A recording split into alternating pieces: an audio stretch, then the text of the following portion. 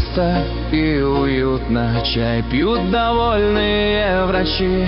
Картину портят пациенты и их анализы мочи.